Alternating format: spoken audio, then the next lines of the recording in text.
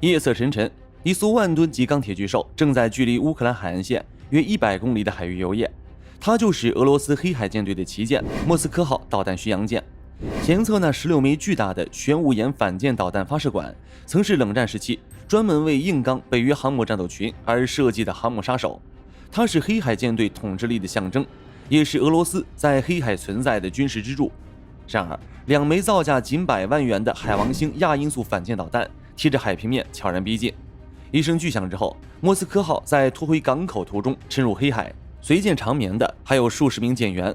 根據非官方統計，具體傷亡數字至今仍是俄羅斯海軍諱莫如深的傷疤。一艘價值10數億美元的10000吨旗艦被2枚小刀刺穿了要害。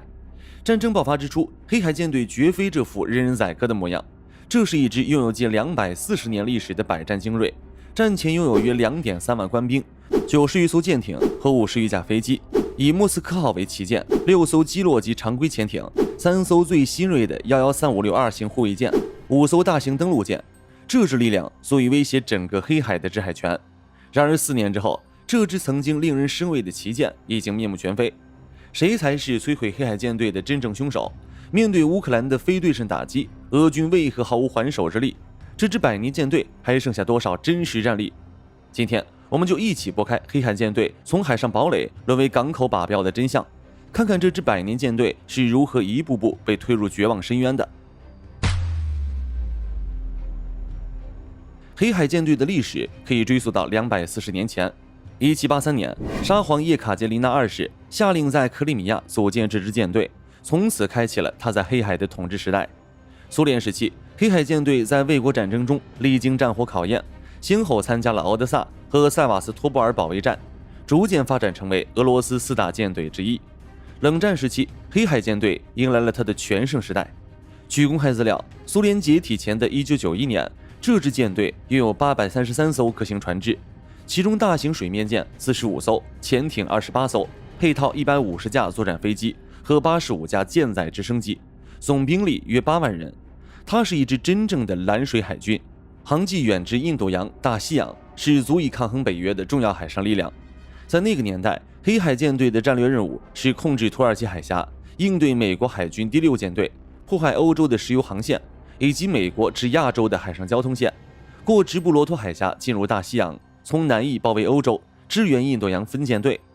1988年2月12日，冷戰正酣之際，美國海軍约克城號巡洋艦駛入塞瓦斯托波爾附近蘇聯宣稱的12海里領海線，蘇聯黑海艦隊隨即派出忘我號護衛艦和 SKR-6 號巡邏艦進行攔截驅離。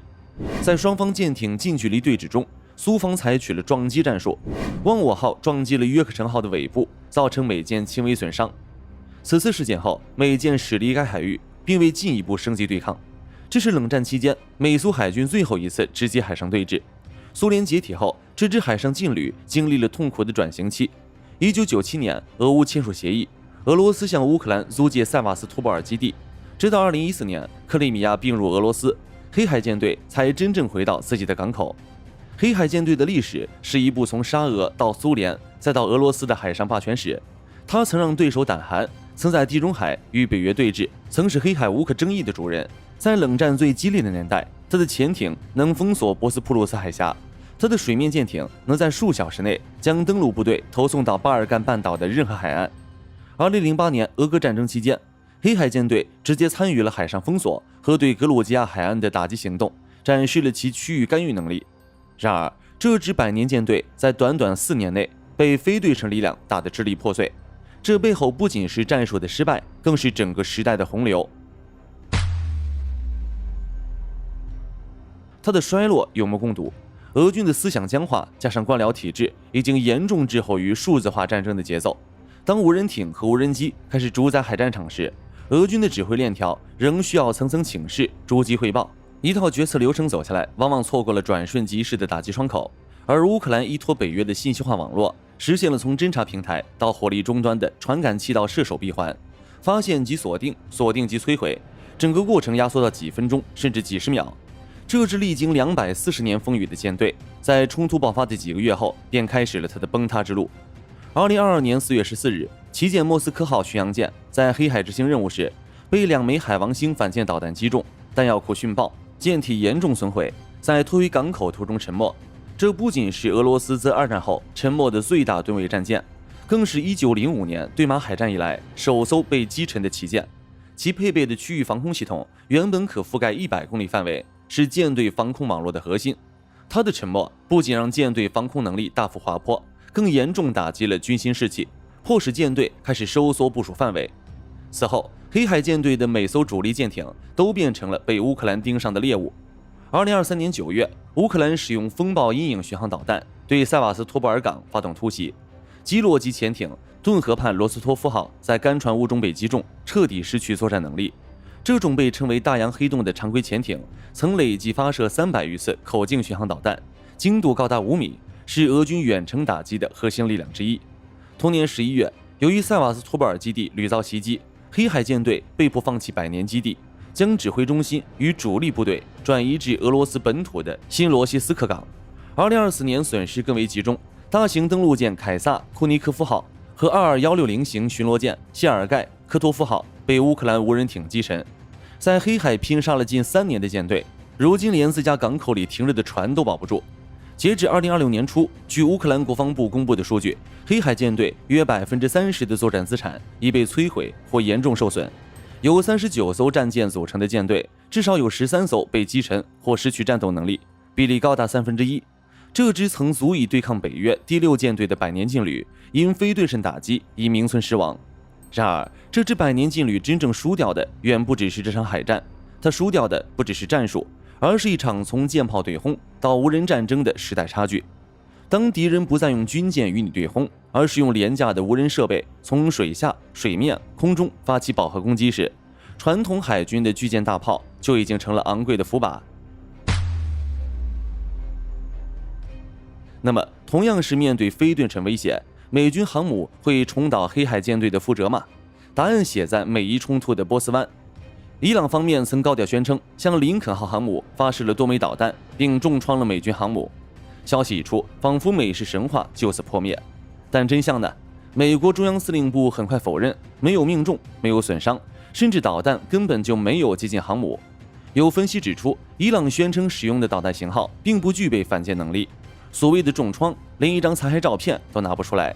一場精心策劃的宣傳戰就這樣被美軍一句輕描淡寫的沒有發生給打發了。那麼林肯號憑什麼不怕打？作為尼米茲級核動力航母，排水量超過10萬噸，艦體關鍵部位敷設了凱夫拉裝甲，全艦採用隔艙化水密結構，動力、通信、彈射等核心系統全部設有備份，哪怕被擊中某些艙室進水，也能在最短時間內封閉隔離，不會波及全艦。這就是航母的生存保障，不是只要保證敵人打不中，更是要做到即使被打中了也沉不了。而且林肯号從來不是单打獨鬥，他身邊永遠跟着宙斯盾巡洋艦和驅逐艦，頭頂有1、2D 鷹眼預警機，提供數百公里的預警圈，外有 F-35C 隐身戰機進行遠程攔截，內有海拉姆和密集陣近防系統支撐最後一道彈幕，3層防控網層層遞進，即便面對蜂群式攻擊，美軍也能在100公里外将威脅提前化解。林肯號艦隊和黑海艦隊的區別不只在於裝甲厚度，在發現的距離上也是遙遙領先。當黑海艦队還在用老舊雷達在海平面上苦苦搜索時，美軍的 1、2D 已經站在了平流層，將整個戰區變成了透明的玻璃缸。這就是技術代差帶來的信息化差距。更讓伊朗尷尬的是，林肯號在進行了常規的休整和戰術調整後，已經回歸前沿部署。根據美國中央司令部2026年6月初的通報，林肯號目前仍在阿拉伯海持續航行，並繼續執行針對伊朗的海上封鎖任務，已對上百艘商業船只進行了改道處理。艦隊距離伊朗海岸可並不遙遠，但伊朗的反應呢？你不是說我被重創了嗎？我現在就站在你眼皮子底下，你能說到做到嗎？這就是美軍航母的底氣。有人可能會問，美軍真的沒有軟肋嗎？答案寫在2026年的紅海和波斯灣。面對胡塞武裝的無人機飽和攻擊，美軍的宙斯盾系統也不是全無缺点，它也會因彈藥庫存壓力和攔截成本而頭痛。一枚攔截導彈造價100萬美元，而一架無人機僅需幾千甚至幾萬美元，攔截成本比高達60:1甚至70:1。如果戰爭變成了一場計算成本的消耗戰，哪怕是美軍能承受得起這樣的賬單嗎？但美軍的區別在於，他們將傳感器布滿了整片空域和海域，實現了外圈防禦。黑海艦隊輸掉的本質上是奪回情報感知權的能力，對比一下黑海艦隊的慘狀，旗艦沉沒，潛艇被炸，登陸艦被無人艇擊沉，主力被迫後撤，連4家港口都保不住。俄軍輸在了點上，他們試圖用1門炮攔截一艘艇，用1座雷達搜索整個海面，而美軍贏在了面上，他們用整套感知網絡將威脅在100公里外就提前發現、識別、干擾、摧毀。這不是武器的差距，這是體系與體系的差距。如果黑海艦隊是蒙着眼睛的拳擊手，那美軍航母就是戴着 VR 眼鏡、握着红外狙擊槍的特種兵，兩者根本不在同一個擂台上。這揭示了一個清晰的結論：不是航母過時了，而是俄軍的艦隊根本稱不上現代化海軍。真正的航母戰鬥群有完整的預警、指揮、電子戰、硬殺傷鏈條，足以應對各種威脅。而林肯號從遭受宣傳攻擊到強勢回歸的全過程，恰恰證明了美軍航母力量的韌性與不可撼動。誰才是海上真正的无敌艦隊？答案不言自明。俄羅斯在黑海輸掉的不只是幾艘軍艦，而是一整個時代的制海權。而美軍在波斯灣的每一次巡航，都在向全世界宣告：真正的海權從來不是靠吨位堆出來的，而是靠體系、靠感知、靠不可摧毀的工業與信息韌性铸就的。這種體系與信息韌性的差距，在俄軍身上暴露得最為徹底。如果說硬件上的落後還可以用數量彌補，那真正的致命傷在於軟件。俄軍的決策循環是從地面雷達站到塞瓦斯托波爾指揮部，再到艦艇艦長，最後下達開火命令，每個環節都要人工確認，信息延遲以分鐘甚至小時計算。而烏克蘭的決策環是傳感器直達發射終端，這種速度差決定了誰是獵人，誰是獵物。正是這種決策速度差，讓烏克蘭的非對稱無人力量在黑海戰場上創造了一個又一個軍事史上的第一次。烏克蘭的2款主力無人艇馬古拉 V5 和海寶貝在行動中扮演關鍵角色。馬古拉 V5 憑借僅 0.5 米的超低水面高度，加上複合材料打造的隱身設計，巧妙地潛入俄軍防空雷達的盲區。海寶貝則憑借高達91公里每小時的航速，攜帶320公斤炸藥，實施自殺式衝鋒，吸引俄軍注意力，為馬古拉 V5 的精確突擊創造機會。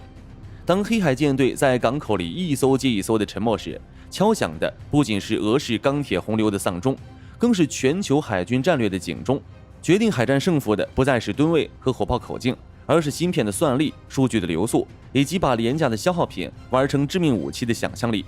這4年，黑海艦隊失去的不是幾艘船，而是維持區域拒止的體系韌性。歷史已經證明，沒有任何單一艦艇能扛住多維度的飽和攻擊，除非你擁有一個能實時解析戰場數據的數字孿生系統。大型水面平台不再是海權的代名詞，廉價、蜂群、智能化網絡才是未來海洋的真正主人。這場關於俄羅斯黑海艦隊的分析就到這裡。最後有幾個問題想和各位討論。第一，面對這種以小博大的非對稱打擊，你覺得傳統的巨艦大炮海軍還有未來嗎？第二，如果戰爭變成了一場計算成本的消耗戰，哪怕是美軍能承受得起每攔截一架幾千美元無人機就要消耗一枚100萬美元標準2的賬單嗎？紅海的經驗證明，用機炮換導彈是條出路，但面對數千架無人機的蜂群，這條路還能走多遠？第三，當無人艇、無人機、反艦導彈相互融合成一張密不透風的海上獵殺網時，哪一國的海軍真正準備好了應對這種複合打擊？歡迎在評論區留下你的看法。如果你喜歡這期視頻，別忘了按讚、訂閱、轉發。我們下期再見。